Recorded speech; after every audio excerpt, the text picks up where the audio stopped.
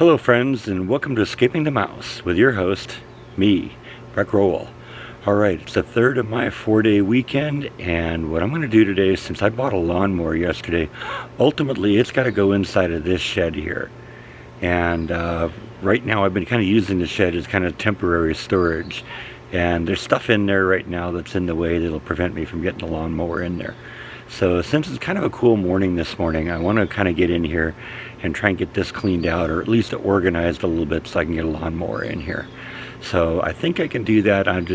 One of the big things that's in there is a desk that was built by my sister's husband's father, and it belonged to my sister for a long time, but she didn't have room for it, so I ended up having it in my house in California, and I brought it with me to Texas, and right now I have no place for it. So right now it's in here, and I think I'm going to kind of try and move that to the back of the shed and get it kind of into a protected mode so that we don't damage it. So if either my sister's kids decide at one point they want it, because I mean, you know, it was made by Grandpa, you know, then they can do that and it'll still be in good shape. But I got to get it out of the way now, so let's start with that. Yeah, see what I mean? There's no way I'm going to get a riding lawnmower in here. But like I said, if I can get the pieces of this desk, which is what this is right here, way in the back there and kind of stacked up and organized a little bit, and also maybe get to that shelf back there a little bit, then maybe some of the stuff that I have in here can be put in here a little bit more efficiently, and there'll still be room to get a riding mower in here. So I think first thing that's got to happen is everything's got to come out. Alright, the guys are here to do the trenching under the slab. Like I said, they got 36 feet of trench to do underneath there, and they got to dig out enough where they can get a man down there. So yeah, they're going to be working on this for a couple days. I'm glad I'm not doing that. I just got to pay for it, and that's almost as bad. But while they're working in the front, I'm going to work out here in the back, and let's get this shed under control. Alright, so I think I did a good job in here. Got a lot of this stuff consolidated. All this shelf stuff now is way in the back and is compressed and is tight against the wall as I can get it. And I got a big open space in here now that can easily fit a lawnmower. My lawnmower, like I said, is 42 inches wide. This door here is 48 inches wide, so that's good. It's 71 inches long, and I got about 84 inches in here. So it's easily going to fit in here. Now, honestly, I didn't get everything that was in here back in here. A lot of this stuff is going to end up either going to Goodwill or going to the trash. I think this fish tank, I'm probably done with that. I've had that for many years. It's pretty mangled, and if I was actually going to have another fish tank, I'd probably buy a new one. I bought these storage bins for moving clothes here, but I don't really need those anymore. They're still in good shape, so they'll probably go to Goodwill. As well, that storage box right there. And then I also have a couple of cat carriers. I probably could have used this cat carrier for moving the cats from California, but I decided to buy this large one that they could both go into, this one here, and wasn't actually able to use this one because they wouldn't let me ship the two cats in one carrier. They had to be in separate carriers. So that carrier has been used once. It's in perfect condition, so that'll go good to Goodwill. This one's got a lot of use in it, but you know, you clean it up and it's still in good shape. There's the lids right there for the storage bins here, so that'll all go. I'm getting rid of some of those buckets and those hoses and some cardboard boxes that were left from the previous owners, and this kind of miscellaneous stuff. There were also some extra roofing panels that they left in here, and honestly, I don't think I'm going to keep those either. I don't really have room for them, and the truth is, the roof, my understanding, has been up there for 7 years anyway, so if I got to the point where I needed to replace something, I'm probably going to end up redoing the whole roof, not just a couple tiles. So no sense having this stuff take up room, so I think that's just going to go to the trash too. Alright, so we're all set. Got everything out here either thrown away or into the cabinet here, into the storage bin. And so we're ready to go now on this. When the lawnmower arrives, it has a new home.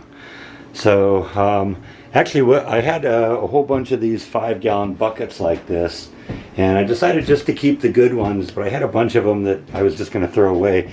And I started thinking, you know what, I got a couple of guys out in the front yard right now digging up you know, and digging under the slab of my house. I bet you they could use a few 5-gallon buckets. I walked out there and asked them if they wanted them, and they said, yeah, sure, we'll take them. So that's a good thing to do. You know, if you can recycle it like that and let someone else use them, we'll put them to use, and that's a good thing. I took those storage bins over to Goodwill, so that's all taken care of. Got rid of the cat carriers that I don't need anymore. So yeah, sometimes it feels good just to get rid of a bunch of junk. Now I can put more junk in here. Just kidding.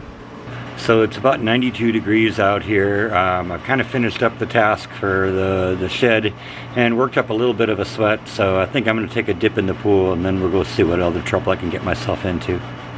I gotta say, I'm not terribly impressed with the customer service over at Window World. Everyone talks really highly about them, and I mean, their product is really high quality. It's just, I can't seem to connect up with these guys. I contacted them several times yesterday to try and reset my appointment because their installer was sick. It's like, okay, fine, but you know, you've got multiple installers. Why is it that because the guy who is assigned to me is sick that I get pushed to the back of the line? You know, it sounds like if one of your other people is sick, then what you need to do is you need to have, you know, the remaining people kind of pick up the slack. You know, yesterday they were talking to me on the voicemail that if I got back to them, they'd be able to set up something today or tomorrow. Well, I did get back to them yesterday, but it just went right to voicemail there. And so they only got back to me this morning, and now this morning, oh yeah, we don't have any more service calls available this, you know, on either today or tomorrow, and so we're going to have to push it into next week. It's like, and then I just got a call from the guy again. It's like 4:30 in the afternoon now, and it's like, yeah, I'm sorry, I was in the office with someone else and I didn't take really good notes when I talked to you. So what exactly is it we're doing again? It's like, you're replacing a window. You know my name. You know, took the order for me several weeks ago.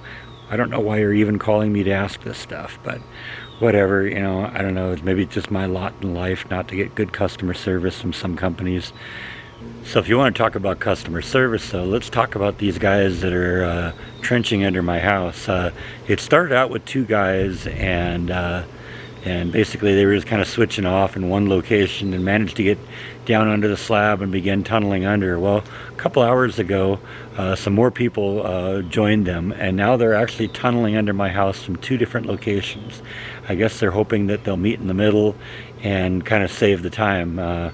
But the guys that are going in from the front, they say they're like 11 or 12 feet under the slab. That is amazing. I was actually in my master bedroom, which is right over where they're digging, and I could actually hear them chipping away at the dirt and the concrete under there. So, you know, hopefully by the end of the day tomorrow, they're gonna they're gonna meet in the middle, and they're gonna have the entire sewer line under the house exposed, and then they can tear it out, put the new one in, get an inspector in to look at it, and then fill it back up again. So yeah, those guys are working hard. I'm gonna try after they leave. They're supposed to leave any time now for the day. I'm actually gonna try and go out in the front yard and crawl into this tunnel because I want to see what's under there. And you know I'll take you along. Alright, so yeah, this is just the beginning of it. They've begun trenching now. They've gotten a pretty deep hole down here. And I'm actually going to try and step in here because I want to actually show you all this. That's the sewer line right there. And basically they were telling me they had to get 3 feet underneath the foundation so that they could move around in here. Yeah, I can't even see all the way down there, but apparently that goes about 13 feet in there. They're almost back to the toilet underneath here, and they got to go a little bit more. And then also they got another dig crew that's starting their digging way over there, and hopefully their plan is that they're going to meet together in the middle here, and then they're going to have to replace all of this because this is all the galvanized sewer line coming out of here. So, you know, they're going to get in there, they're going to find out exactly what they need to connect up to everything, and then they're going to replace the steel pipe, which rusted out over 50 years, with PVC. Yeah, I can't even get in there right now. It's too kind of shallow in there, and you know, but that's what they're doing right now. Now, interestingly enough, one of the things they were looking for was some clean out valves on the sewer lines, And when they started digging, they finally found them. They're 6 inches underground. So yeah, that defeats the purpose of having a clean out on your sewer line if you bury it. But they assure me when they rebuild it this time, what they'll do is make sure it sticks out properly so that we can use it again. Now this is the second location. This is on the side of the house over by the garage. And basically they're kind of doing the same thing. They're trying to dig down to 3 feet underneath the foundation and then tunnel under, and they're going to go that way and meet with that other team in the middle. I guess they figure having 2 teams digging probably speeds the process up. They're probably onto something. So they claim that they're going to have this wrapped up in another couple days. I go back to work on Thursday, and I guess they're going to finish it up on Thursday. And when I come home from work, this should be all cleaned up and ready to go again. I hope so. They've done an awful lot to this. They also said that it's likely that I'm going to have some extra fill dirt, so they wanted me to figure out where I wanted to put some of that fill dirt if I got any like low areas in the yard. So I have kind of an idea where I want to put all that, and I think we're going to probably put a lot of it into that planter, that elevated planter in the backyard, because right now that seems to be only filled with leaf waste, and that isn't very suitable soil. That's a good thing to augment soil with, but that's not going to be your final soil. You need to have actual dirt in there too. So I think we'll mix that together, and I think that'll take up a lot of quality soil. They said they were actually really impressed with the quality of the soil in here. A lot of times it's limestone or granite or something like that, but there's actually relatively quality soil in here. So that's good. That's a positive thing. It's just not all going to go back in the hole, so I'll have to figure out where I'm going to put some of the rest of it. So anyway, I think that's all that I have for today. Thank you as always for watching, and I will see you next time on Escaping the Mouse. Good night.